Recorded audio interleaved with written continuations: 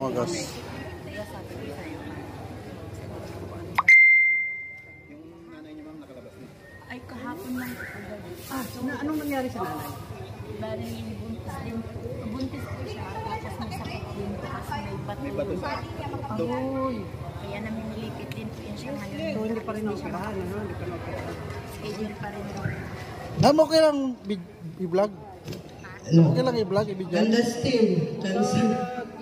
Binibidyo namin si Princess Alicante, no? So, yung may puso diyan, may mabuting puso na gustong tumulong po sa ating beneficiary ngayon. Baka gusto niyo madagdagan yung tulong sa kanya, no? Kahit kayo na po ang mismo pumunta dito sa Bato-Bato.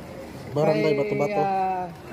Sa pangangalaga ni Ma'am, ano pangalan nila, Ma'am? Ma'am Donna, no?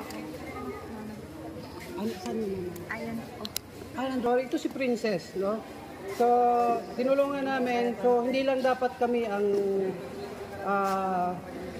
makahanap ng paraan kung paano matulungan po si Princess Alicante sa kanyang pangangailangan. Ano po?